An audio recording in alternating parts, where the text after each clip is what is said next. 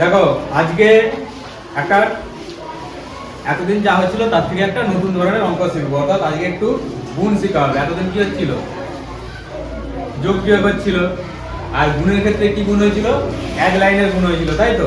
আজকে এবার বড় গুণ উপর নিচে অর্থাৎ স্থানীয় মানের সাহায্যে কিভাবে গুণ করবো সেই গুণটা আজকে দেখবো। তাহলে কি চ্যাপ্টারটার নাম, স্কুলের স্বাধীনতা দিবস পালন করি। দেখো প্রথমে অঙ্কটা কি বলেছে আগে দেখো, তারপরে গুণ করতে হবে বা কি করতে হবে সেটা কিভাবে করতে হবে তারপরে বলছি।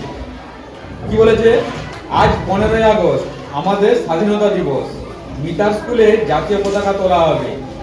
মিতার স্কুলের নাম রামমোহন প্রাথমিক বিদ্যা মন্দির, হুগলি জেলায় অবস্থিত।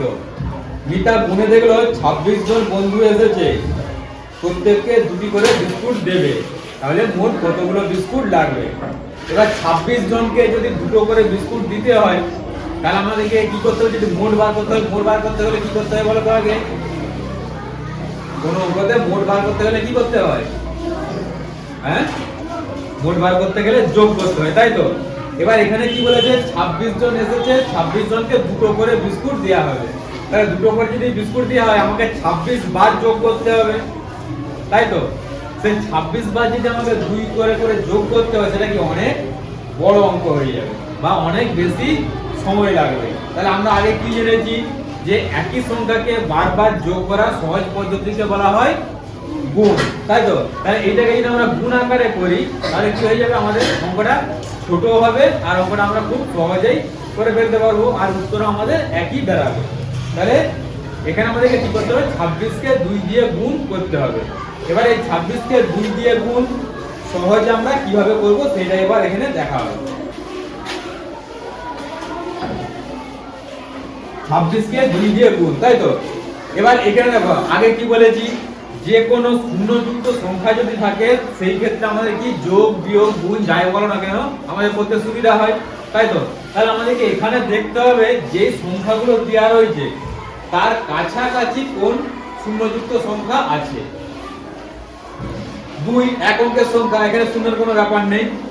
এখানে আছে 26 2 অঙ্কের সংখ্যা, তাই তো। তাহলে এর কাছাকাছি আমাদের শূন্যযুক্ত সংখ্যা আমরা পেয়ে যাব, তাই তো। তাহলে কাছাকাছি কটা শূন্যযুক্ত সংখ্যা আছে বলো তো। 26 এর আগে পরে করে মোট কতগুলো শূন্যযুক্ত সংখ্যা পাবো, দুটো পাওয়া যাবে। কি কি না, 26 এর পরকে যদি যাই 26 এর থেকে বেশির দিকে গেলে আমরা 30 পাবো, তাই তো। আর 26 এর থেকে নিচের দিকে আসলে অর্থাৎ নিচে কমের দিকে আসলে আমরা পাবো 20।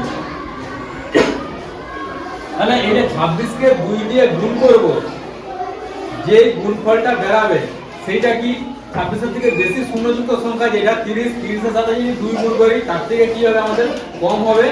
আর 26 এর থেকে কম শূন্যযুক্ত সংখ্যা 20, যদি 20 এর সাথে 2 গুণ করি তখন সেটা হয়ে যাবে কি আমাদের তার থেকে এটা বেশি হতে হবে, তাই তো। তাহলে এবার সংখ্যাটা তাহলে আমাদের হবে কত, যদি আগে এমনি দেখি।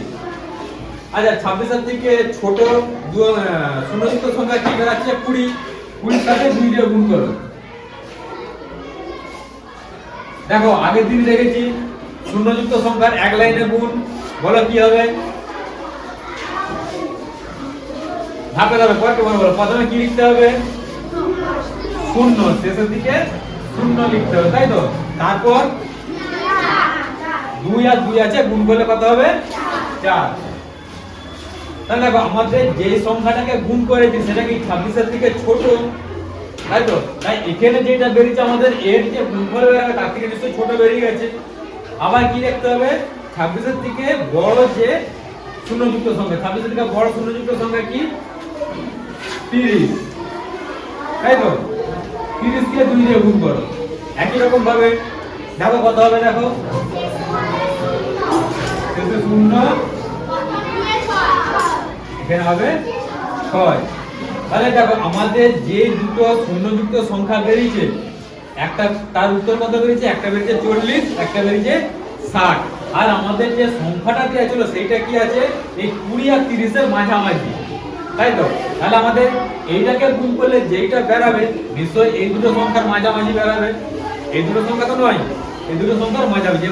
সেইটা আমরা বার করব কিভাবে না, গুণ এখানে তোমাদের দু রকম পদ্ধতিতে গুণ দেয়া রয়েছে। একটা হচ্ছে এরকম সহজে গুণ, অর্থাৎ শূন্যযুক্ত সংখ্যায় ভেঙে গুণ, যেটাকে আমরা আমাদের অঙ্কের ভাষায় বলি কি স্থানীয় মানে ভেঙে গুণ, সেই রকম এক পদ্ধতি। আরেক পদ্ধতি আছে স্থানীয় মানে সাজিয়ে গুণ, যেটাকে বলা হয় এখানে দ্বিতীয় পদ্ধতি। তাহলে প্রত্যেকটা পদ্ধতি আমরা পাশাপাশি দেখব। যখন এটাকে স্থানীয় মানে ভেঙে গুণ করা হবে, সেটা যে প্রথম পদ্ধতি কিভাবে করা হবে না, এইভাবে একটা ছক টানতে হবে।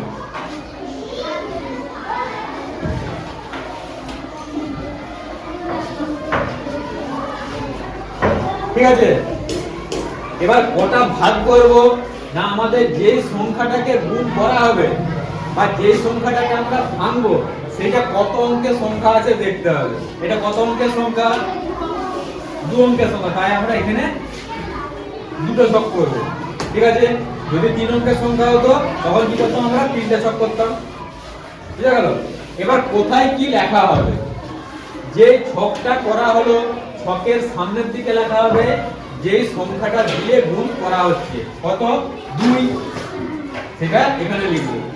ঠিক আছে, আর ছকের উপরে এই ঘরটায় কি লেখা, উপরের দিকে কি লেখা হবে না, যে সংখ্যাটাকে ভাঙবো, সেই সংখ্যাটা, যে সংখ্যাটাকে ভাঙবো বা যে সংখ্যাটাকে আমরা গুণ করব, সেই সংখ্যাটাকে পুরোটা লেখা হবে উপরে। তাহলে এখানে লিখে দাও 26 হলো। এবার কি করতে হবে, এই সংখ্যাটাকে আমরা স্থানীয় মানে ভেঙে ফেলবো। স্থানীয় মানে ভাঙা মানে কি, আমাদের শূন্যযুক্ত সংখ্যায় ভেঙে দেবো, তাই তো? তাহলে 26 কে শূন্যযুক্ত সংখ্যায় বা স্থানীয় মানে ভাঙলে কি কি সংখ্যা পাওয়া যাবে? 26 এর মধ্যে কি কি সংখ্যা আছে? 20 আর 6। 6 কি একক, তাই তো? তাহলে এটা আমাদের এককের ঘর। শেষের ঘরটা কি এককের ঘর, তাহলে এখানে হবে 6। আর এটা আমাদের দশকের ঘর, তাই তো? এখানে বসবে 20 হলো। দেখো এই দুটোকে যোগ করি, মানে কি হবে 26 হচ্ছে। এবার করব কিভাবে? কোথাও দেখবে এখানেই করা রয়েছে, নিচে শুধু উত্তর লেখা আছে, আর সেটা এখানেও নিচেও করতে পারো। ঠিক আছে, কিভাবে করা হবে? যে সংখ্যাটা আমাদের স্থানীয় মানে ভেঙে বেরিয়েছে সেই সংখ্যাটা গুণিত যে সংখ্যাটা ছিল, যে সংখ্যাটা দিয়ে গুণ করা হচ্ছিল, এখানে লেখা আছে কত দিয়ে গুণ করা হচ্ছিল, 2 দিয়ে। এখানে সেটাকে গুণ আকারে লিখব। একটা দিক হলো। তারপরে ঘরটাও একই রকম ভাবে উপরে যে সংখ্যাটা বেরিয়েছে সেই সংখ্যাটা লিখে তার সঙ্গে যে সংখ্যাটা গুণ ছিল সেই সংখ্যাটাকে গুণ আকারে লিখবে। হলো। দেখো আমাদের কিন্তু সহজে গুণ করার মতো একটা সাজানো হয়ে গেছে, তাই তো? একটা এসে গেছে কি শূন্যযুক্ত সংখ্যা, এইটাকে কি আমরা এক লাইনে গুণ করতে পারি, আগে শিখেছি। আরেকটা এসে গেছে এক অঙ্কের সংখ্যা, এক অঙ্কের সংখ্যাকে আমরা এক অঙ্কের সংখ্যা দিয়ে খুব সহজেই গুণ করতে পারি। এবার গুণটা করে দাও। 20 কে 2 দিয়ে গুণ করলে কত হবে বলো? 40। কিভাবে লেখা হয়? শেষে 0 আর 2 আর 2 দিয়ে গুণ করে 4। একটা হলো। আবার এখানে এক অঙ্কের সংখ্যা দুটোই সহজেই গুণ করতে পারবো। 6 কে 2 দিয়ে গুণ করলে কত হবে? 12 হলো। দেখো এইটা কিন্তু ভেঙে শুধু গুণটা করা হয়েছে, ভেঙে দিয়েছিলাম মানে কি, সেটাকে আবার জোড়া লাগাতে হবে, তাই তো? তাহলে জোড়া লাগাবো কি করে? কি করে আমরা একসাথে করি না, যে কোনো জিনিসকে জোড়া লাগাতে গেলে বা একসাথে করতে গেলে আমাদের কি করতে হয়? যোগ করতে হয়, তাই তো? এবার এখানে যেই দুটো গুণফল বেরিয়েছে সেই দুটোকে যদি যোগ করে দিই আমাদের এইটা গুণফল বেরিয়ে যাবে। কিভাবে লিখতে হবে? যোগ যেইভাবে করা হতো একক দশক করে সাজিয়েই সবসময় করবে। প্রথমে কথা ছিল 40, তাহলে কিভাবে লিখতে হয়? শেষে 0 4। সবসময় সংখ্যা কিভাবে বলেছি? এককের ঘর থেকে সাজিয়ে আসতে হবে। হলো। তারপরটা কত আছে? 12। এটাকে 12 বছর প্রথমে এককের ঘরে 2, দশকের ঘরে 1। এবার যোগ করো। 2 আর 0 যোগ করলে কত হবে? 2। এখানে এলো 2। 4 আর 1 বা 1 এর থেকে 4 কত হবে? 5। এই যে বেরালো এইটাই হলো কি আমাদের এই সংখ্যাটার আসল গুণফল। বুঝা গেল? এটা আছে কি গুণ, সেই জন্য এটা বেরাচ্ছে, এটাকে বলা হবে যেটা বেরালো শেষে উত্তরটা সেটাকে বলা হবে গুণফল। যোগের ক্ষেত্রে কি হয়েছিল, যোগ করার পর যোগফল বেরিয়েছিল, বিয়োগের ক্ষেত্রে কি হয়েছিল, বিয়োগফল, সেরকম গুণের ক্ষেত্রে এটা হবে গুণফল। এইটা হলো প্রথম পদ্ধতি, মনে থাকবে প্রথম পদ্ধতি, অর্থাৎ এটাকে স্থানীয় মানে ভেঙে গুণ, মনে রাখবে প্রথম পদ্ধতি হচ্ছে স্থানীয় মানে ভেঙে গুণ। এবার যদি এটাকে দ্বিতীয় পদ্ধতিতে করা হয়, অর্থাৎ স্থানীয় মানে সাজিয়ে যদি গুণ করা হয়, কিভাবে গুণ করা হবে, একই রকম ভাবে যেরকম স্থানীয় মানে সাজানো হয় সাজাতে হবে।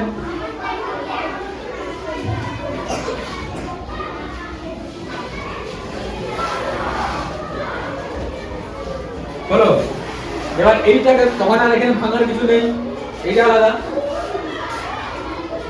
আমাদের কি করতে হবে, এইটাকে সাজাতে হবে। এটাকে সাজাও 26 কে কিভাবে সাজানো হবে বলেছি, এককের ঘরে 6, দশকের ঘরে 2, ঠিক আছে। এবার নিচে নিচে লিখতে হবে, এবার যোগ বিয়োগ গুণ যাই করা হয় কি পরপর সাজাতে গেলে নিচে নিচে লিখতে হয়। তাই পরের সংখ্যাটা আমরা নিচে লিখব, নিচে বলো 2 কে গুণ করলে 2টা কোথায় লেখা হবে, এককের ঘরে, এখানে লেখা হলো 2। এবার যেটা করতে হবে তার চিহ্ন, যোগ থাকলে যোগের চিহ্ন হতো, বিয়োগ থাকলে বিয়োগের চিহ্ন, আর এখানে দিয়ে আছে আমাদের কি গুণ, তাই আমাদের করতে হবে এখানে গুণের চিহ্ন। এই চিহ্নটা জানো তো, এটাকে বলে গুণের চিহ্ন, তাই তো।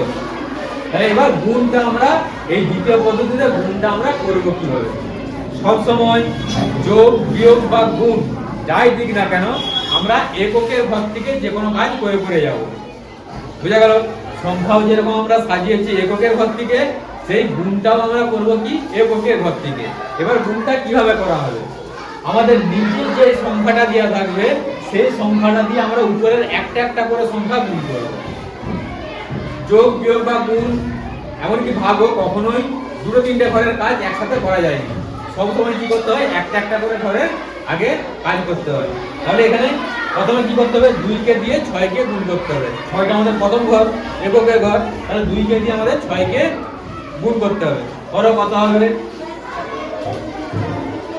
হ্যাঁ 2 6 12, 12 ক্ষেত্রে আমাদের একটা ঘরে একটা সংখ্যা বসে, 12 ক্ষেত্রে এখানে কত বসবে 2, আর আমাদের কত রয়ে যাচ্ছে 1 9, সেটাকে বলতে হয় 1 10।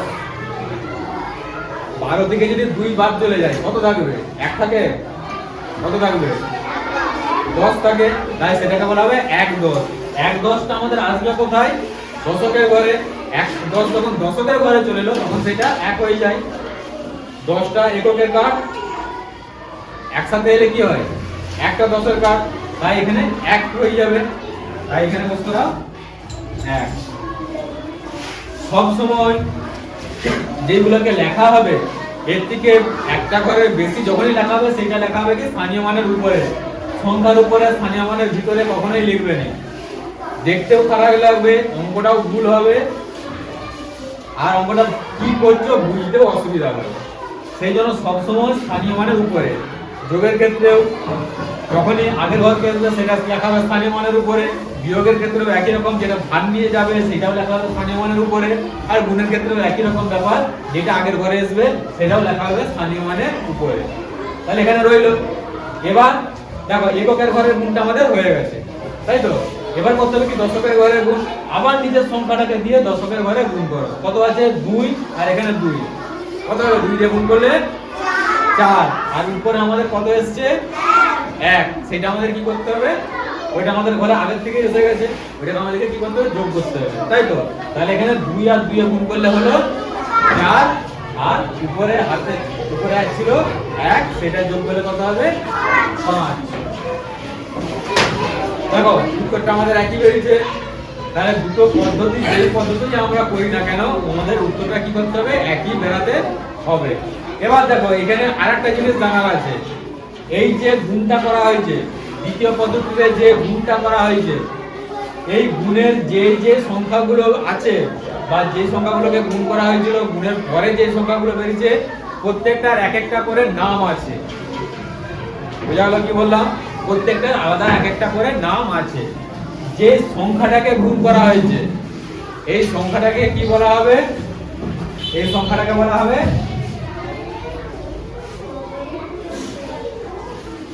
গুণ্য। মনে রাখবে কি বললাম? যে সংখ্যাটাকে গুণ করা হবে সেই সংখ্যাটাকে বলা হবে গুণ্য। যে সংখ্যা দিয়ে গুণ করা হবে তাকে বলা হবে গুণক।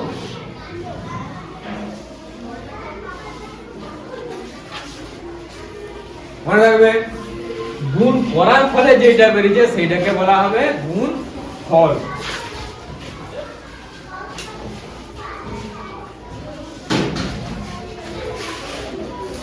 হলো। যোগের ক্ষেত্রে কি বেরিয়েছিল? যোগফল। বিয়োগের ক্ষেত্রে কি বেরিয়েছিল? বিয়োগফল। গুণের ক্ষেত্রেও সেরকম দাঁড়ালো গুণফল। মনে রাখবে এই নামগুলোকে মনে রাখতে হবে কোনটার কি নাম। এবার অঙ্ক পরীক্ষায় অনেক রকমের করতে পারে। এই যে যেটা ভাঙা হয়েছে অর্থাৎ প্রথম পদ্ধতিতে যে অঙ্কটা করা হয়েছে এইটা আমাদের কোন সংখ্যাটাকে ভাঙা হয়েছে বলো তো? তার নাম কি? যেটাকে ভাঙা হয়েছে তার নাম কি? হ্যাঁ 26 তো সংখ্যাটা 26টার নাম কি ছিল এই গুণের ক্ষেত্রে? গুণ্য, তাই তো? এবার কোন অঙ্কের ক্ষেত্রে যদি বলে দেয় গুণক ভাঙতে হবে। এবার তোমরা যদি কোনটা গুণ্য কোনটা গুণক না চিনতে পারো উল্টা ভেঙে দিবে। উল্টা ভেঙে দিলে কি হয়ে গেল? অঙ্কটা তখন ভুল হয়ে যাবে।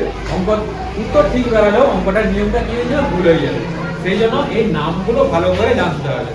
যে সংখ্যাটাকে গুণ করা হবে সেটাকে বলা হবে গুণ্য।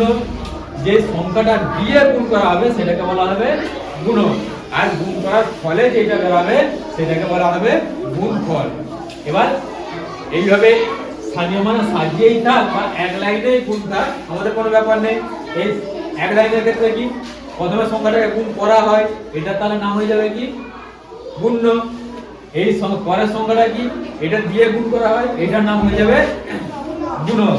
আর এর পরে যেটা বেরাবে সেটাকে বলা হবে গুণফল। মনে রাখবে। এবার গুণ বোঝা গেছে তাই তো? এবার একটা নিজেরা বলো এক অঙ্কের সংখ্যা যে সব গুণ আছে নিজেরা বলো। তারপরে কাঠের সাহায্যে কিভাবে গুণটা হয় তারপরে দেখি।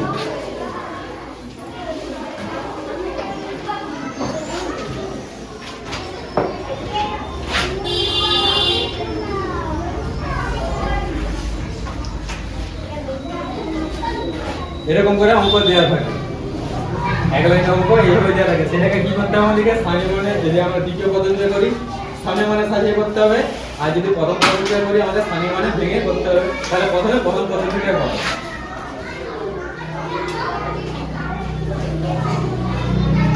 প্রথম পদ্ধতিতে করার জন্য কি করতে হবে? প্রথমেই আমাদেরকে একটা ছক আনতে হবে তাই তো? এখানে কম অঙ্কের সংখ্যা আছে বলো তো? তাহলে আমাদের ছকটা ক ঘরের ছক হবে? 2 ঘরের, তাই তো?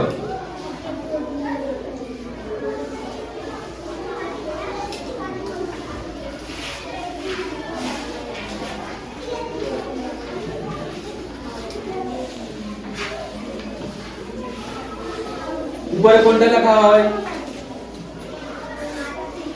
হ্যাঁ 8 উপরে লেখা হবে 38। 38টার নাম কি? গুণ্য। তাহলে উপরে লেখা হবে গুণ্য। এখানে লেখা হলো 38। আর বাঁদিকে কি লেখা হয়? 4। সেটার নাম কি? সেটার নাম গুণক। এখানে লেখা হবে 4। ঠিক আছে। এবার 38 কে ভাঙো দুটো ঘরে।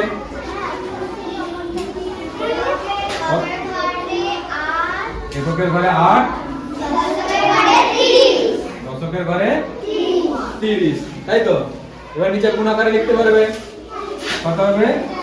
30 গুণিত 4, তাই তো? এদিকে আমার 4টাকে গুণ করতে হবে। আর এখানে লেখা হবে 8 গুণিত 4। হলো।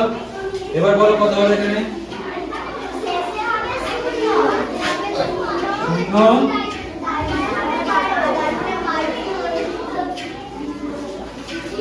এটা 8 আর 4 গুণ করলে 8 আর 4 গুণ করলে 32।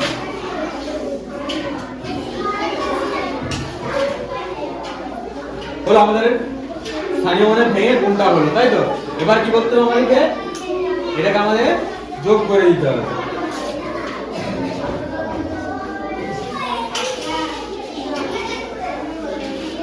দেখো যোগ করার ক্ষেত্রে দেখো এখানে আমাদের কটা সংখ্যা বেরিয়েছে? 3টা সংখ্যা। তাহলে আমাদেরকে স্থানীয় মানে এখানে 3টা ঘর করতে হবে, তাই তো? তাহলে একক দশক আর কি হবে?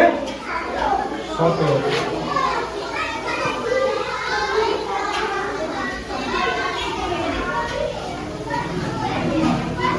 এবার সাজাও 120। এককের ঘরে শূন্য।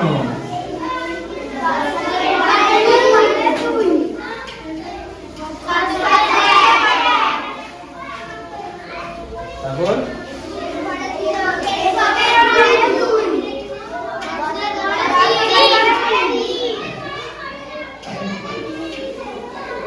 এবার যোগ, তাই তো? যোগ করো।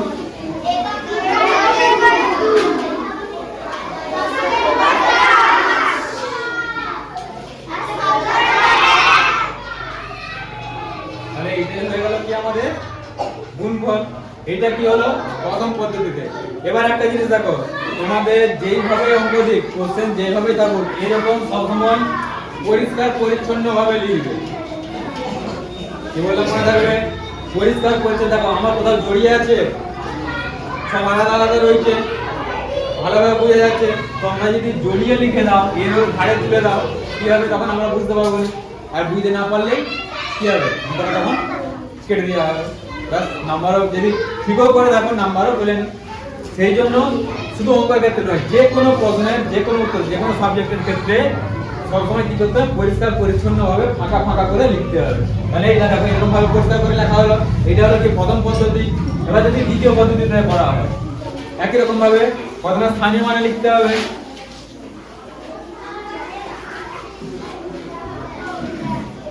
সাজাও 38 কে কিভাবে সাজাতে হবে বলো? এককের ঘরে 8।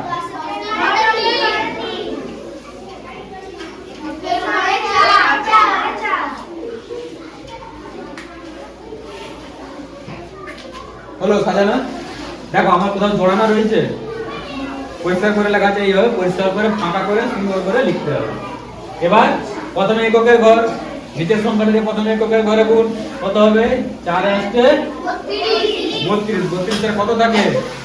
কত লেখা হয়? 32 এর কত লেখা হয়? 2। আর আমাদের রয়ে যায় কত? 3 10। সেই ভুল বলে আছে। কত রয়ে যায়? 3 10। সেটা দশকের ঘরে এসে 3 বসবে। তাহলে আমাদের রয়ে যায় কত? 3 10 হলো। এবার আবার এটা এই ঘরটায় 4 আর 3 গুণ করো, 4 3 12। আর আমাদের কত ছিল? কত ছিল উপরে? 3। তাহলে 12 সাথে আমাদের কি করতে হবে? 3 যোগ করতে হবে। 12 সাথে 3 যোগ করলে কত হবে? 15। 15 বস করাতে হবে ঠিক একই রকম ভাবে পেছন দিক থেকে। 15 প্রথমে কত বসবে? 5। দেখো এই ঘরের গুণ করেছিলাম, তাই এই ঘর থেকে বস করিয়ে আসবো। কারণ কি আমাদের শেষের ঘরটা হয়ে গেছে। তাহলে 15 এখানে বসবে 5। আর শতকের ঘরে এসে যাবে। শতকের ঘরে এলে কত বসবে? 1। দেখো একই উত্তর বেরিয়েছে। তাহলে এখানে 38টার নাম কি? 38টার নাম গুণ্য। 4 এর নাম কি? গুণ। আর এই যে 152 বেরিয়েছে, এর নাম কি? গুণফল। মনে থাকবে। এবার এভাবে যে কোনো অঙ্ক দিলে করতে পারবে, যত বড় সংখ্যাই দিই অসুবিধা নেই। সবই এখানে তোমাদের 2 অঙ্কের সংখ্যাকে 1 অঙ্কের সংখ্যা দিয়ে গুণ দেওয়া আছে। এবার কার্ডের সাহায্যে যদি দেখানো হয়,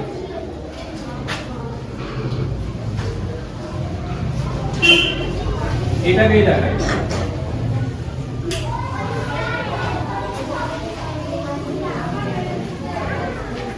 কার্ডের সাহায্যে গুণটা আর কিছুই নয়, আমাদেরকে কি করতে হবে? সেটাকে যোগ আকারে পট লিখে যোগ করে লিখতে হবে।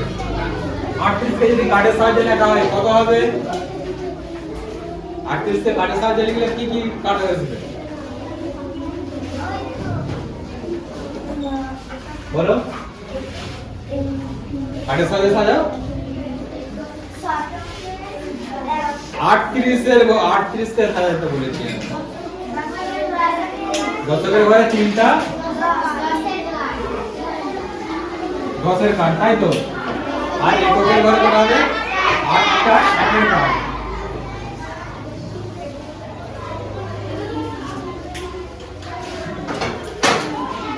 বলো এইটা হলো কি 38 এবার 38 কে কত দিয়ে গুণ করা আছে 4 দিয়ে তার মানে আমাদের কি 4 বার যোগ করতে হবে তাই তো এর মানে এই গুণটা দেয়া আছে মানে কি 38 কে আমাদের 4 বার যোগ ছিল সেটাকে আমরা সহজে করে লিখেছিলাম কি 38 কে 4 দিয়ে গুণ তাহলে কাঠের সাহায্যে আমাদের কি করতে হবে এইটা যদি আমাদের একটা হয় এরকম আরো 4টা থাকতে হবে তাহলে এরকম 4টা আরো পরপর লিখে দাও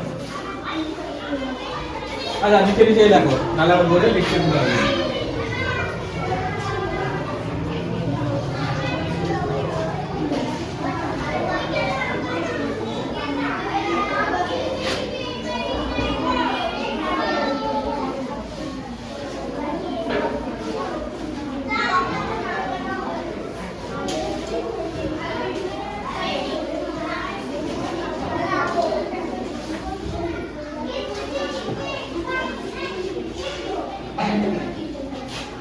দেখো যেটা আমাদের গুণ ছিল সেটা আমাদের এইভাবে কাঠের সাহায্যে যোগ আকারে লেখা হলো এবার মোট কতগুলো করে কাঠ হলো সেটা আগে লিখতে হবে মানে 10-এর কাঠ মোট কতগুলো হয়েছে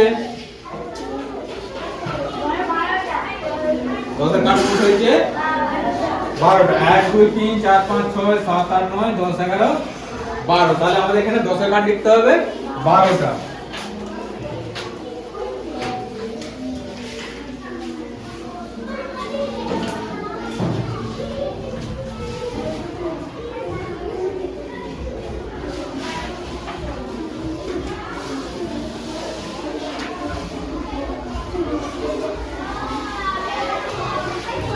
দশের কাঠটা হলো এককের কাঠ কতগুলো আছে গুণন 1 2 3 4 5 6 7 8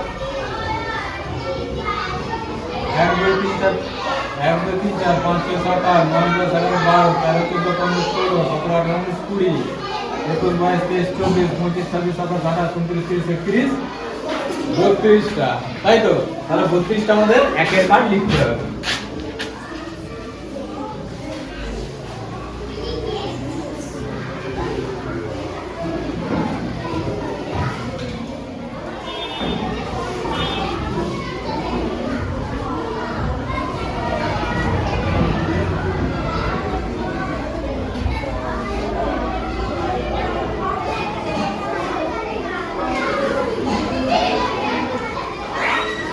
হয়েছে এবার দেখো কাঠগুলোকে আমরা এখানে একের কাঠ কটা হয়ে গেছে একের কাঠ এই লাইনে কটা আছে 10টা তাই তো 10টা একের কাঠ মানে কি হয়ে যায় 10টা একের কাঠ সমান একটা 10-এর কাঠ একটা 10-এর কাঠ এলে এই ঘরকে 10-এর কাঠ মানে সেটার ঘরকে চলে আসবে তাই তো এখানেও দেখো 10টা হয়েছে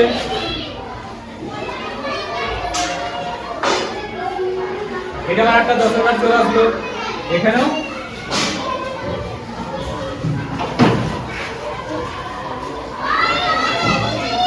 আর একটা 10-এর কাঠ এসে গেল তাই তো তাহলে এখানে পড়ে রইল কটা হ্যাঁ দুটো কাঠ রইল তাই তো দুটো একের কাঠ পড়ে রইল এবার এখানে আমরা দেখো কতগুলো 10-এর কাঠ আছে 1 2 3 4 5 6 7 8 9 10 দেখো আমাদের 10 টাকা ডিভিডে হয়ে যাচ্ছে তাহলে 10 টাকাকে আমরা আগে বাদ দিয়ে বলতে আগের ঘরকে পাঠিয়ে দেব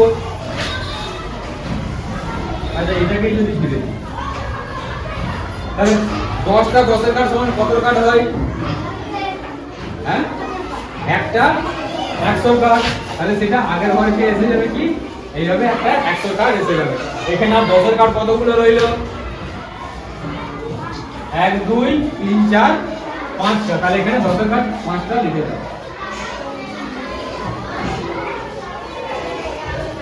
বলো আর এখানে 100 কাঠ একটা রয়েছে 100 কাঠ একটা লিখে দাও দেখো আমাদের কার্ডের সাহায্যে গুণটা করা হয়ে গেছে। এবার যতগুলো কার্ড আছে সেই সংখ্যাটা লিখে দিলেই হবে। কত আছে? 100 কার্ড একটা, 10-এর কার্ড 5টা, আর 1-এর কার্ড 2টা। এইটাই দেখো আমাদের হয়ে গেছে গুণফল।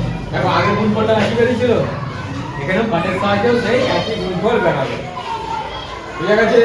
তাহলে কার্ডের সাহায্যে এত বড় করে পরীক্ষায় করবে নি, তবু এটা দেখানো রইল।